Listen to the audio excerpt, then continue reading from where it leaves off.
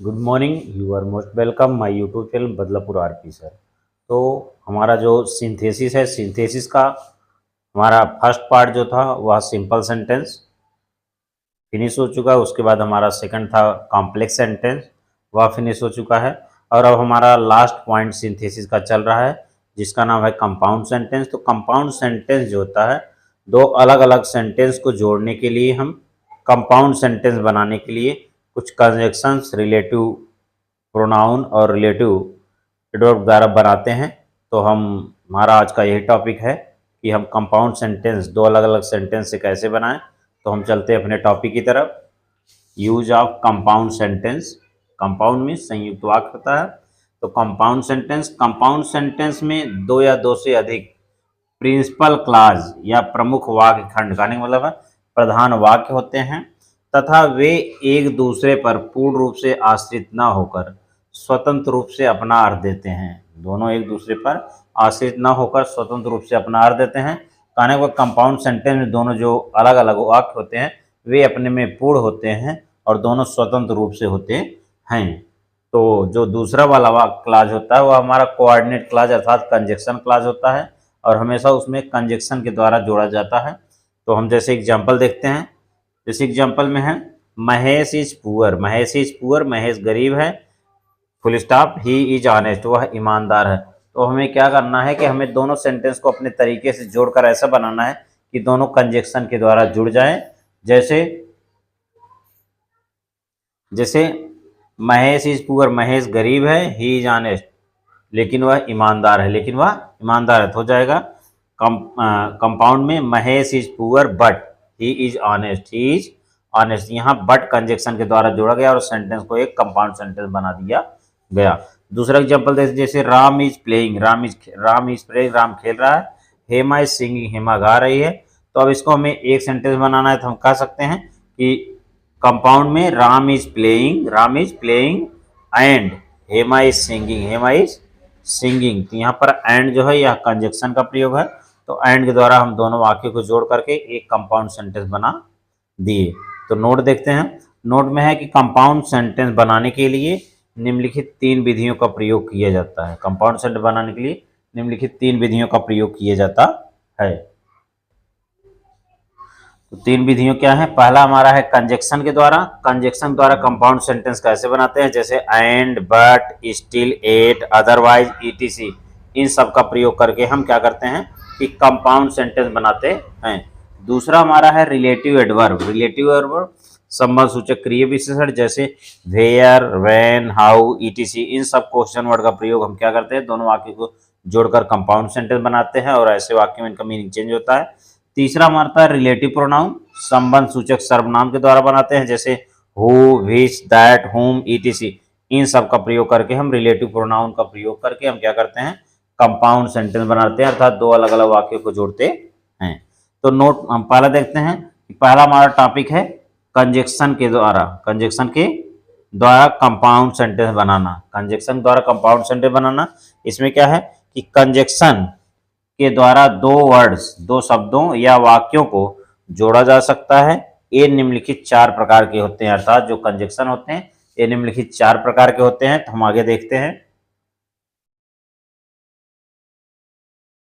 तो हमारा first point है, फर्स्ट पॉइंट जो चारों कंजक्शन थे, चारों कंजक्शन में हमारा फर्स्ट जो है वह है कम्युलेटिव कंजक्शन। कम्युलेटिव कंजक्शन इसका मतलब योग सूचक संयोजक। योग सूचक संयोजक मतलब ये ऐसा संयोजक होता है जिसका प्रयोग दो अलग अलग वाक्यों को जोड़ने के लिए प्रयोग किया जाता है। तो लिखा है कि इस कंजक्शन का प्रयोग दो वाक्यों मतलब दो सिंपल वाक्यों को जोड़ने के लिए प्रयोग किया जाता है। इसके अंतर्गत क्या क्या आते हैं?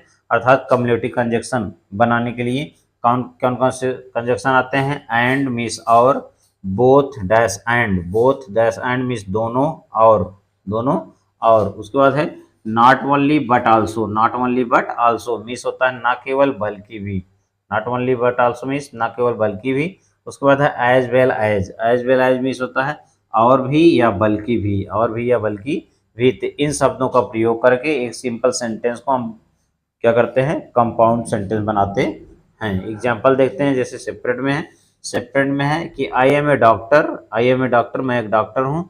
ही is a patient, he is a patient, वह एक रोगी है, वह एक रोगी है। तो हम क्या कर सकते हैं, बता सकते हैं कि मैं एक डॉक्टर हूं और वह एक रोगी है। तो इस तरह हो जाएगा हमारा कंपाउंड में, I am a doctor and he is a patient, he is a patient. यहाँ पर एंड कंजक्शन द्वारा हम जोड़ करके एक कंपाउंड सेंटेंस बना दिए। दूसरा एग्जाम्पल है यू आर लेजी, तुम आलसी हो, यू आर स्टूपिड, तुम मूर्ख हो, तुम मूर्ख हो, कहने मतलब तुम आलसी हो, तुम मूर्ख हो। तो हम कह सकते हैं कि तुम आलसी और मूर्ख दोनों हो, तुम आलसी और मूर्ख दोनों हो। तो हो जाएगा कंपाउंड में यू आर बोथ, अर्थात तुम दोनों हो क्या, lazy and stupid, you are both lazy and stupid, मतलब तुम आलसी और मूर्ख दोनों हो। हमारा पॉइंट नंबर दूसरा होता है,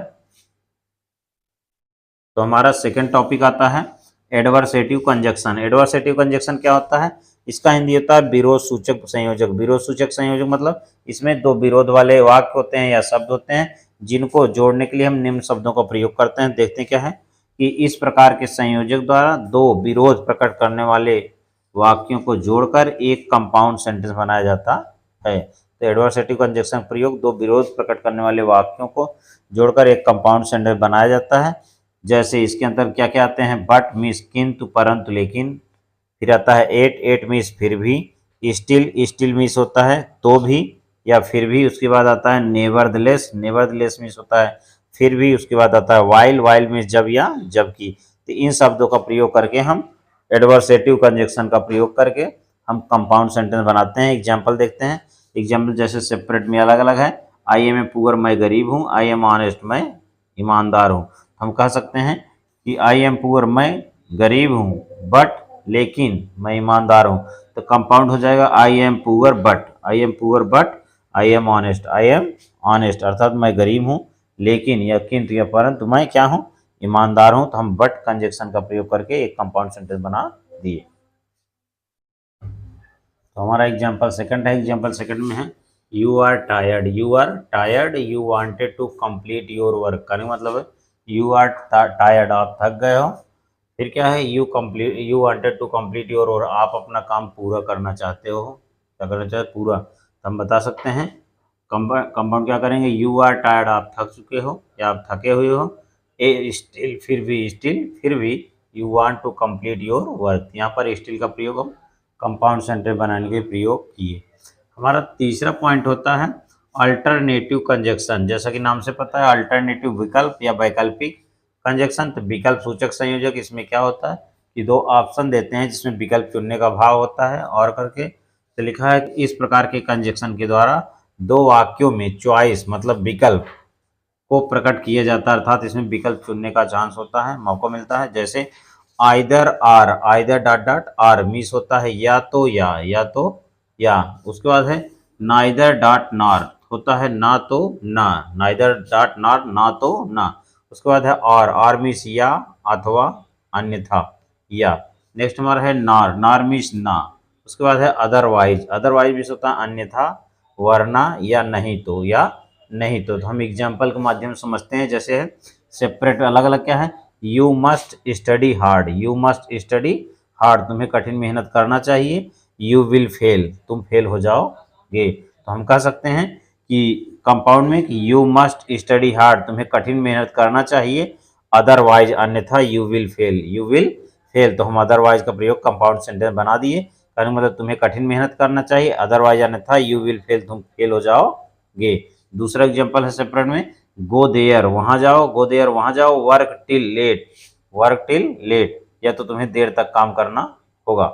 तो जो कंपाउंड क्या करेंगे, गो देयर वहां जाओ, आर अथवा वर्क टिल लेट, अथवा तुम्हें देर तक काम करना होगा। हमारा चौथा पॉइंट है illative conjunction. Illative conjunction, illative conjunction में इसका परिणाम सूचक संयोजक। इसमें क्या होता है कि किसी परिणाम को दिखाता है या रिजल्ट को दिखाता है, तो इस कंजक्शन का प्रयोग किसी वाक्य के कार्य का परिणाम प्रकट करने के लिए किया जाता है। जैसे क्या है, सो रीजन बताता है, सो अतः या इसलिए, अतः या इसलिए। देयर फॉर मिस होता है इसलिए, फॉर मिस होता है के लिए ईटीसी। तो एग्जाम्पल देखते हैं, जैसे सेपरेट में है ही कॉपीड द आंसर, उसने आंसर का नकल किया, उसने आंसर का नकल किया। फिर क्या है, he was reviewed, he was reviewed, उसे डांटा गया या फटकारा गया। तो हम कह सकते हैं कंपाउंड में कि ही कॉपीड द आंसर, उसने आंसर का नकल किया। सो सो ही वाज रिब्यूक्ड, इसलिए उसे डांटा गया। हम कह सकते हैं देयरफॉर, इसलिए ही वाज रिब्यूक्ड, उसे डांटा गया।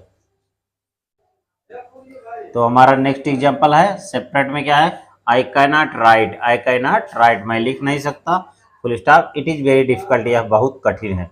क्या कर सकते हैं कंपाउंड में, आई कैन नॉट राइट, मैं लिख नहीं सकता, for it is very difficult, for it is very difficult, यह कठिन है, तो हम फॉर का प्रयोग कर दिए। नेक्स्ट हमारा है,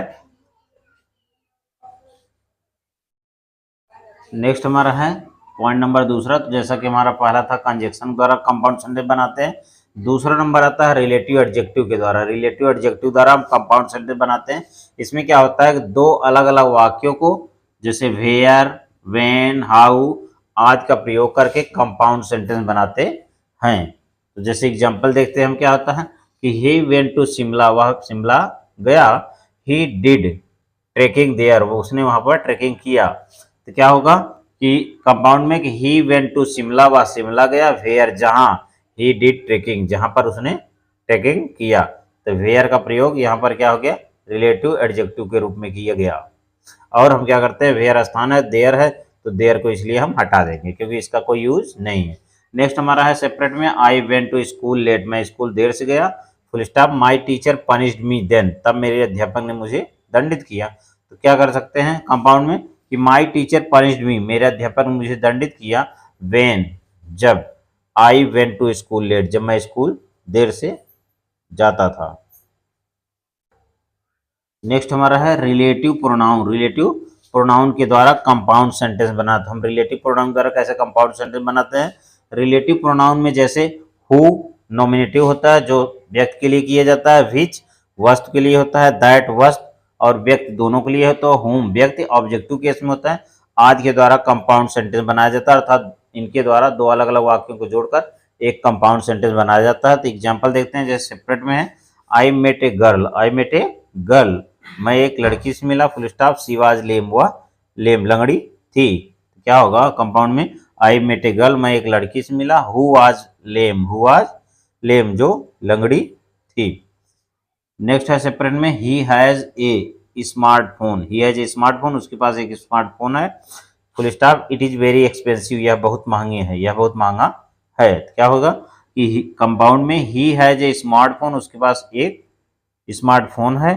विच इज वेरी एक्सपेंसिव, जो बहुत खर्चीला या महंगा है। तो विच का प्रयोग हम मोस्ट के लिए करते हैं, तो यहाँ पर विच हो गया, विच इज वेरी एक्सपेंसिव।